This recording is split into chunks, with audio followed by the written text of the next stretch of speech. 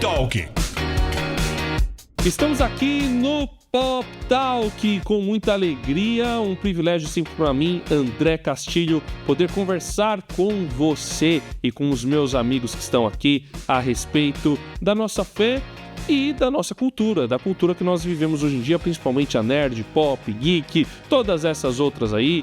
E como essa cultura é legal, a gente quer ver onde tem a ponte em relação àquilo que a gente acredita, né, Simval? É isso mesmo, pessoal. Saudações da Lion, saudações São Paulinas, saudações da Disney, saudações da DC. Estamos todos juntos nesse barco. Um grande abraço para você. Venha com a gente nessa conversa Pop Talk. É isso aí, Simval, filho da Lion Editora, nossa parceira aqui. Muito obrigado sempre por estarmos juntos, Simval. E Carlos Pellerin também aqui junto com a gente. Isso aí, saudações alvinegras, né? Que Deus é fiel e nós também. E julho é novo agosto, né? Acaba nunca, né? 5 semanas esse mês aqui. Verdade. Vai longe, hein? Meu Deus. Você que tá preso na roda do tempo de julho também, um abraço. Felipe Vieira, lá da nossa queridíssima Fortaleza, o esposo da Ana Letícia. Sejam bem-vindos. E aqui saudações tricolores, né? Mas faz o L de Lion, né? E também fazendo raiva aqui ao Carlos. Luzinha do Star Wars, né? Não, o verdadeiro tricolor tá aí mesmo, que é o Fortaleza, né? Exatamente. Esse é o raiz, tá? Ai, vamos lá, vamos em frente. Giro Pop.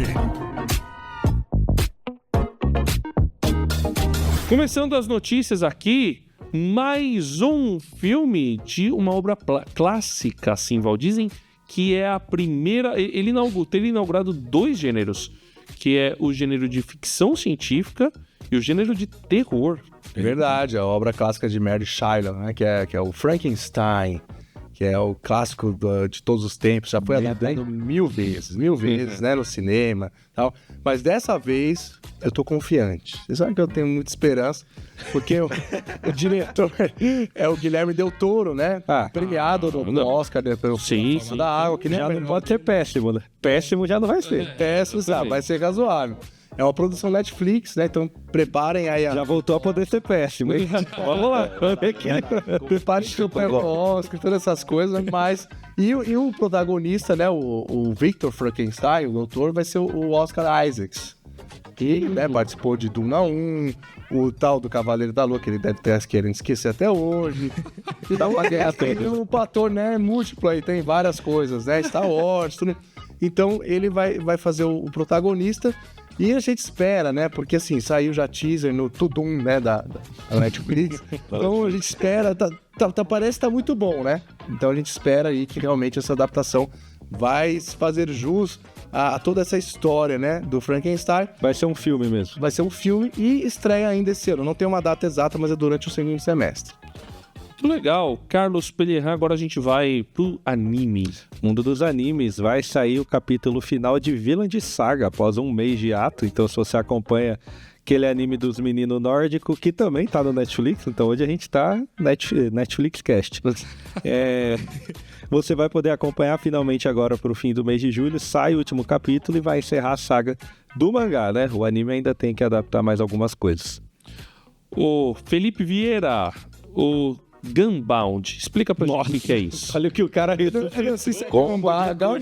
Gambá, né? Meu Deus. O cara voltou e custou 2000 games, um joguinho dos milênios aí que eles amam, né? Relançamento global com servidor Latam, né? Então lançado juntamente com Ragnarok, praticamente em paralelo, né? Mas é da mesma empresa? Queridos amigos. Não. Exato. Não. Acho que é a mesma distribuidora, não a mesma empresa. Empresa não é a mesma, não. Foi a mesma que também era lado a lado com Ragnarok.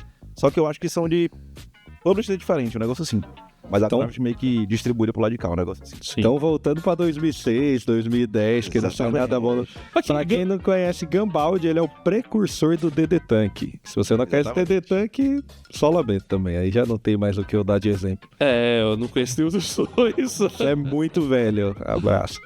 Mas é o que? É um MMO? É carros que atiram por Worms. Conhece Worms? É tipo Worms. Vamos, agora chegamos na idade dos caras. Worms, só que com carrinho. Calma que tem review, calma que tem review. Daqui a pouco a gente vai entender melhor sobre isso daí. Viajando por terras distantes. Eu já falei aqui, assisti recentemente o filme A Guerra dos Rohirrim, ou é a Batalha dos Rohirrim? Agora eu tô confuso. Eu acho que é a batalha. Mas... Eu também acho que é a Batalha. Eu coloquei aqui no roteiro a Guerra, mas acho que é a Batalha dos Rohirrim. Batalha. Abraço, produtor. A guerra mesmo. É a Guerra mesmo? A Guerra dos Rohirrim, isso aí, sabia que eu tava certo. Respeita o doutor agora. A autoconfiança tá alta. Mas é uma animação spin-off do Senhor dos Anéis, baseada num trechinho do apêndice do terceiro livro do Senhor dos Anéis. Isso que é adaptação fiel. Isso que é, o cara pegou os as caras- reticências. Eles foram mais, na minha opinião, foram mais inteligentes do que o pessoal que fez a adaptação dos Anéis de Poder. Por quê? Os Anéis de Poder, você tem lá quase uma era inteira para ser adaptado, então você não vai conseguir, vai ter que mudar muita coisa, obviamente. E aí os fãs ficam bravos. No caso da Guerra dos Rohirrim, eles pegaram só um trechinho que fala a respeito de um rei da nação de Rohan, e aí diz que aquele rei, o nome do rei é Helm, que deu origem ao Abismo de Helm, que é uma batalha importante ali do livro das duas torres, do segundo livro. E o terceiro livro chama O Retorno do Rei, onde tem esse apêndice, e aí ele fala que o rei Helm e os seus 2 filhos morreram enfrentando o pessoal ali que ficava ao oeste das Minas de Moriá, daquelas montanhas onde ficavam as Minas de Moriá. Terra Pardenses, eu lembrei o nome do povo que eles enfrentam. E aí, esse rei Helm, ele é dito que ele tinha uma filha, parece que em algum momento, ou que tem alguém lá de Rohan que é inspirada numa guerreira. Só que essa filha e a própria animação diz isso, ela não é contada nas canções, ela não é cantada nas canções. Apenas é dito que o sobrinho do rei Helm é quem acaba assumindo o trono. Então, eles criam essa animação, e por que a gente vai falar isso aqui? Só para citar, aqui no meio dali da batalha, dessa guerra, o rei Helm é traído pelos vassalos dele. Os vassalos acabam traindo o rei Helm para seguir os terrapardenses. E traição é um tema que é muito comum, que é muito falado e está em praticamente todas as sagas, todas as mídias. Você tem alguma coisa falando sobre traição. As Crônicas de Nárnia, o Leão, a Feiticeira e o Guarda-Roupa também tem, acho que vocês vão lembrar, né, pessoal? De uma história de traição que é fundamental para a história. Vixe, de traição, não lembro desse... Das Crônicas de Nárnia? Qual que é? O Leão, a Feiticeira e o Guarda-Roupa. né? O Edmundo. Ele traz os irmãos. Que vira o Dagrão. Não é esse, não é esse. Conta a história pro Carlos. Ele vira isso. X9. Fala aí, ô Felipe. Ele vira o X9 e entrega os irmãos. Entrega os irmãos. É mais ou menos isso. Porque a bruxa promete pra ele que ele governaria sobre... Esse tem a adaptação do filme, esse aí é o... Esse. 1 ou 2? É o 1, é o 1. Leão, Feiticeiro e Guarda-Roupa também? é o... Já memória, né? Quer voltar no Narnia 1? Mas é porque eu li o livro, e meu filho tá lendo o livro agora. Tá explicado. Você nem ia lembrar também, depois de tanto tempo sem ver. Tava conversando até com o meu filho, que ela atrai ele, fala sobre isso dele reinar com os irmãos, mas também atrai ele com um doce, um manjar branco. O meu filho João e Maria. por isso eu não caía não, pai. Mas e por um bolo de chocolate? Aí ele ficou meio assim... Mas E todos os bichinhos do Power Word. Aí o cara já... Aí já vai na peixe. Aí cai no bait. A traição, ela acontece quando a pessoa olha algo que vale mais a pena do que a sua própria lealdade. Até tu, Brutus, né? Acho que essa é a traição talvez aí lembrada, né? Na história, né? Que mais? Júlio César é traído pelo seu... Brutus era o sobrinho dele? Agora eu não lembro direito. Eu não recordo, mas... Eu acho que a sobrinha, apesar de falar filho meu, ele não é filho legítimo. Exatamente. Então, Judas com Jesus, claro, essa aí não... isso daí, né? Que a gente até vai falar mais... implicações. Isso. E o que é interessante no caso aqui de Rohan, do Senhor dos Anéis, na verdade você tem várias traições. Você tem a traição de Saruman, que ele trai o Conselho Branco na verdade ele fala que ele vai ficar que ele vai seguir um caminho independente, mas na realidade ele tá sendo atraído por Sauron, porque É a ele mistura tem um de artefato. poder com medo também, né? Isso. Aí no caso, tem outras traições ali no Senhor dos Anéis. Você tem muita traição. Você tem a traição do regente de Gondor, que ele também é atraído por Sauron. E você tem outras traições ali. Tem o Língua de Cobra, que trai também o pessoal de Rohan. Você tem mundo. O Senhor dos Anéis fala muito. Crônicas do Gelo e Fogo é só traição. Exato, né? O Game of Thrones você trai. Ali é uma Não dá pra confiar em ninguém. É difícil verificar onde não tem trairagem. Ali é só trairagem. Conta um pouco, acho que a mais famosa que o pessoal vai lembrar, que é na primeira temporada, né? O do Mindinho.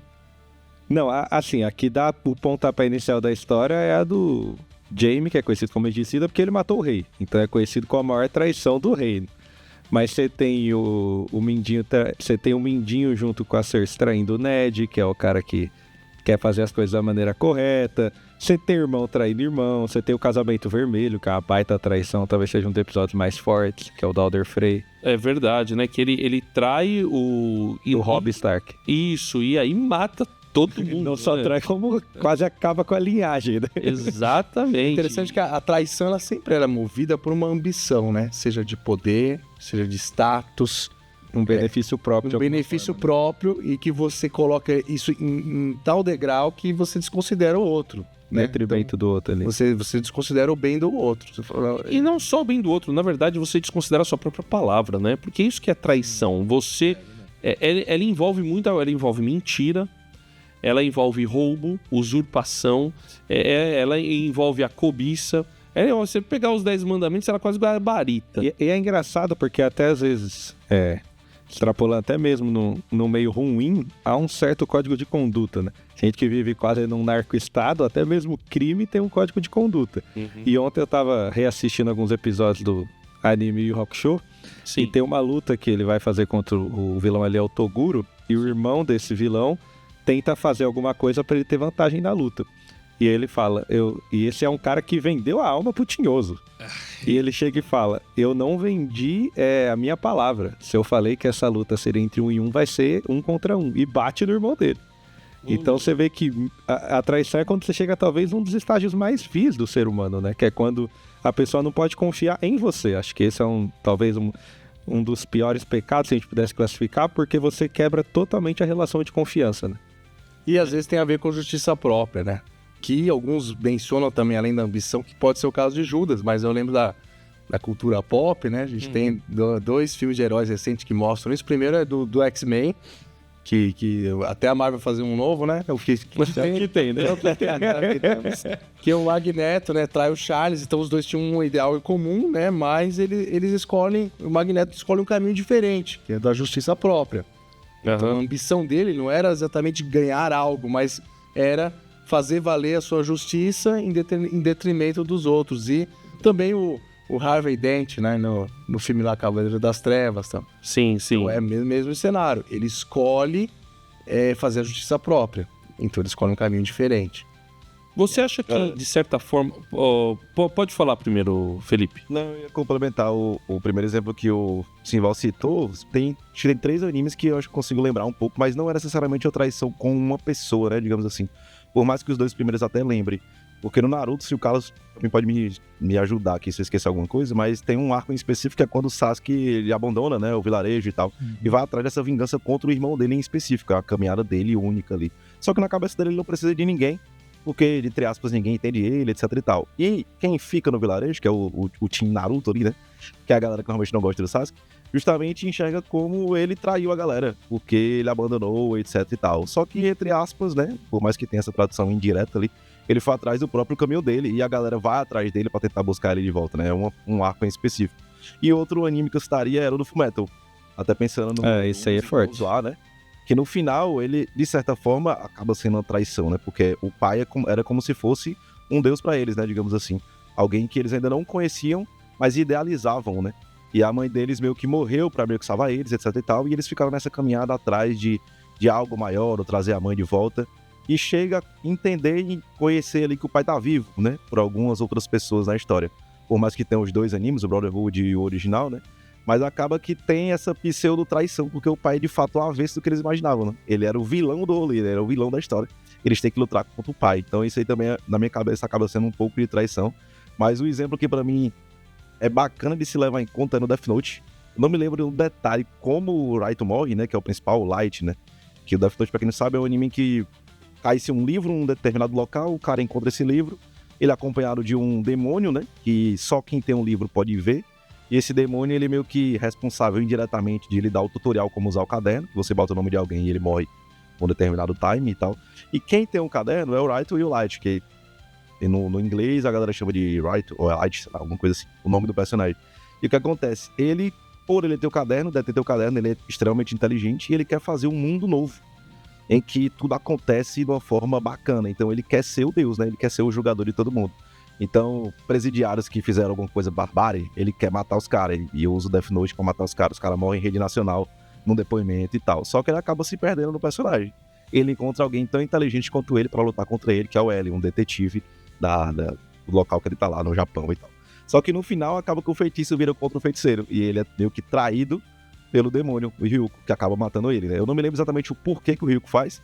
E o final fica meio dúbio, assim, até tem fãs que não gostam muito, mas é interessante que ele não, além dele se perder no personagem, o próprio cara que é relacionado pela morte, que é o dono do livro, né, que detém o livro e dita as regras, e gosta de ver a balbúrdia, né, de ver o Raid se perdendo, matando todo mundo da forma que ele quer, que ele bem entende, acaba matando ele, porque ele, tipo, tá ficando fraco e tá se perdendo no enredo, e tá chegando alguém maior que ele, e ele mesmo vai lá e mata o próprio Raid, né, então é interessante ver que a traição não necessariamente é sobre você com alguém, né, às vezes é sobre o que você acredita, o cara acaba se perdendo na própria narrativa, no próprio personagem, por querer o mal, né?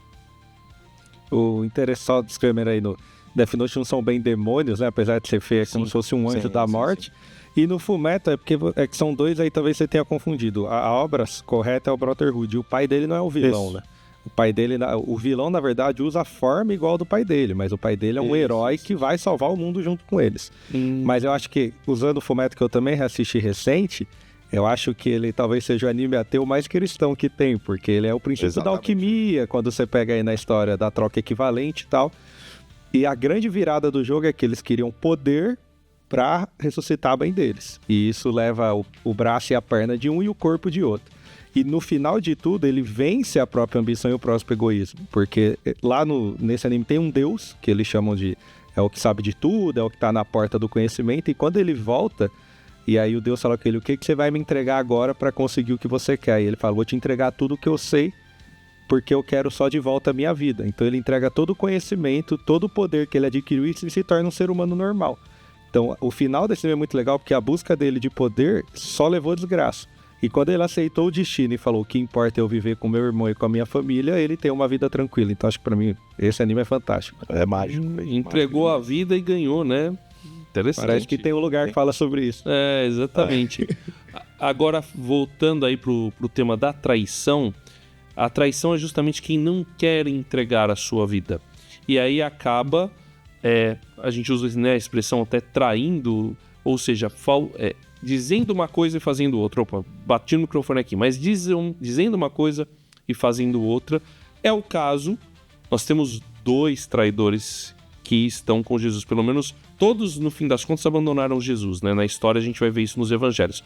Mas 2, Simval, traíram, assim, de maneira mais... incisiva, exatamente, né? Explícita, né? Pedrão, né? O apóstolo Pedro e Judas Iscariotes, né? Sobre Pedro, né? A gente não tem tempo para ficar explorando muito, mas sobre Judas, né? Não dá para falar muito sobre Pedro, mas sobre Judas é muito interessante que alguns estudiosos, né, afirmam que ele era um zelote, que era um grupo, vamos dizer assim, político, né, mais engajado, que era contra o domínio romano e queria, né, derrubar o domínio de Roma sobre ali a nação de Israel, judaica, pela força.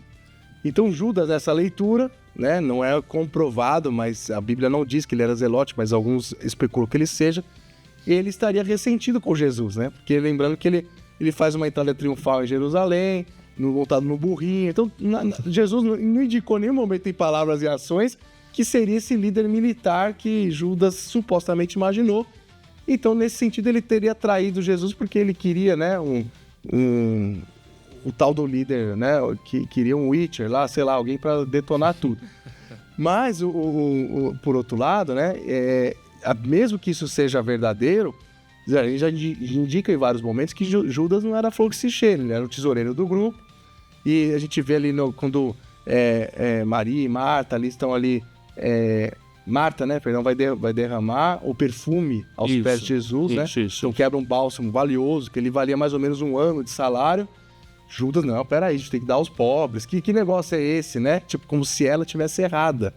Mas na realidade, Judas estava pensando na comissão dele, né? Ele com certeza ele era o tesoureiro do grupo, então tudo que o grupo arrecadava, pense que Jesus e os apóstolos e todo mundo que andava com eles eram mantidos, né? A Bíblia fala por mulheres e por outras pessoas, com certeza havia doações e ele tirava dele. Então, independentemente de ele ser um radical, na realidade ele queria grana, né? Ele era ambicioso, ele queria dinheiro. Então ele traiu Jesus por pouco. Seja por política, porque ele queria um projeto de poder, seja por dinheiro, ele traiu por pouco, porque no final ele se sentiu culpado, mas não se arrependeu. E é a diferença para Pedro. Exato. Pedro, ele se arrependeu, ele reconheceu o seu erro.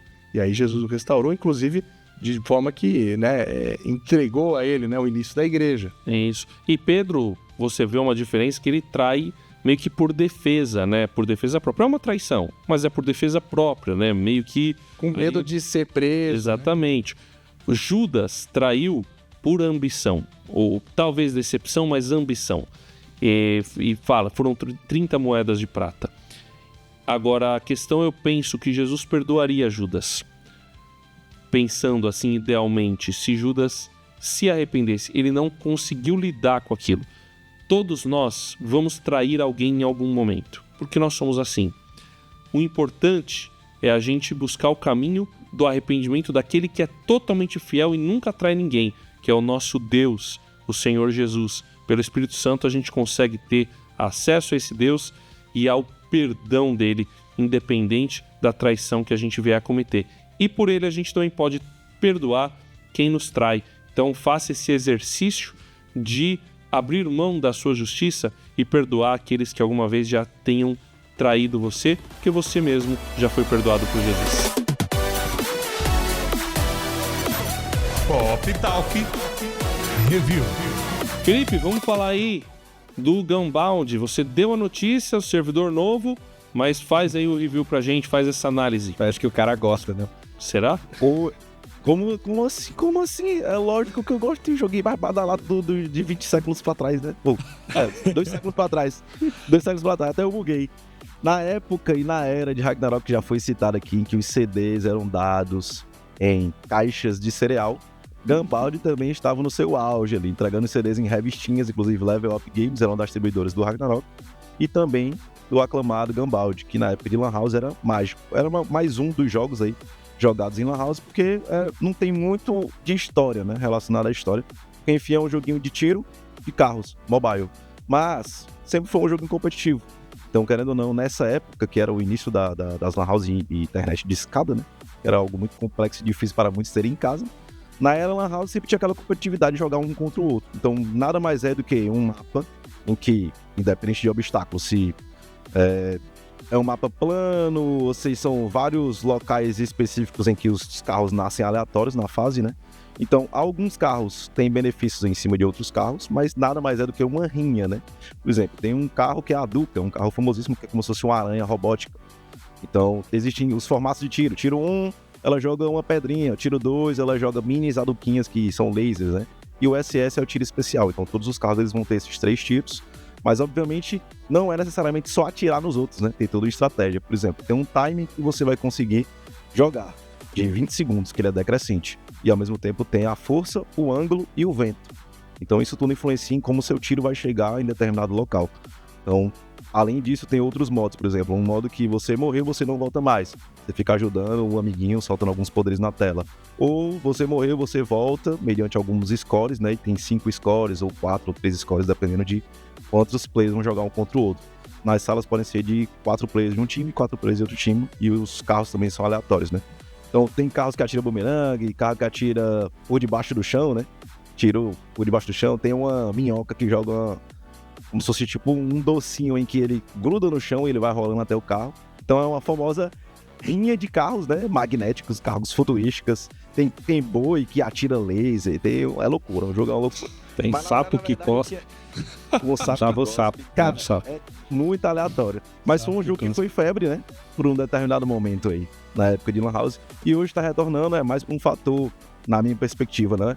Não vai ser um jogo que vai ser bombástico, mas é um jogo competitivo. E que pra galera que gosta de perder um tempinho ali, né? Lazer, rir, jogar com os amigos, eu acho interessantíssimo. E indico demais. Gunbound.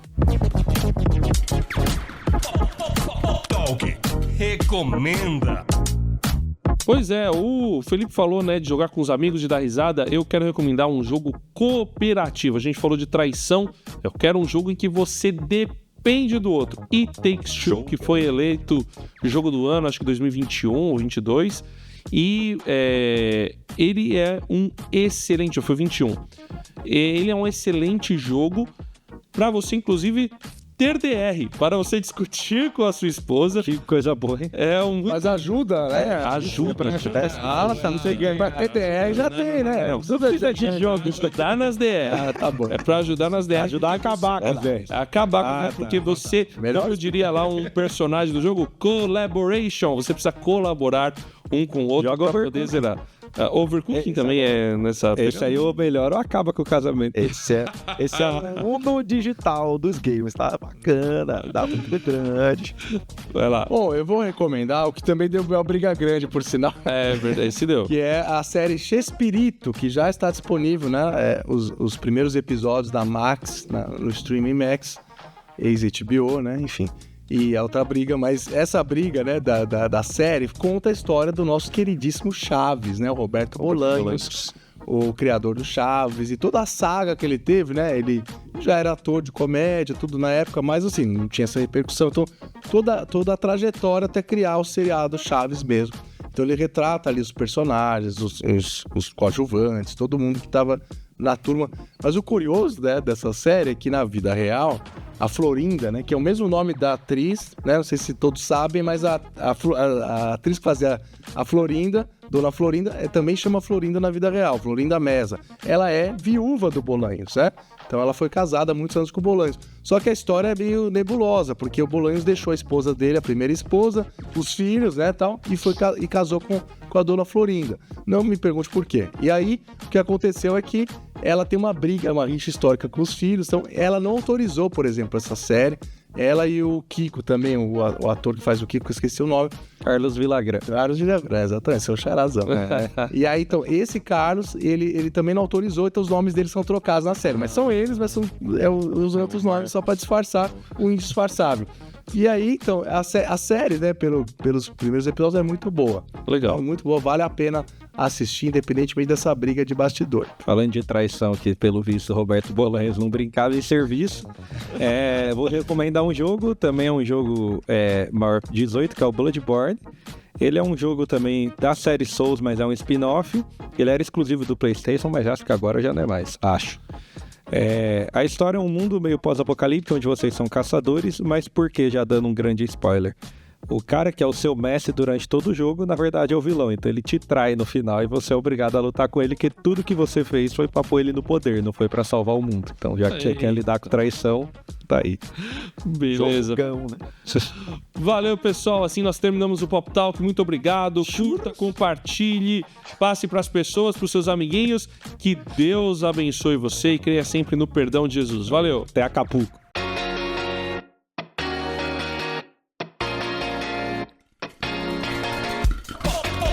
Talk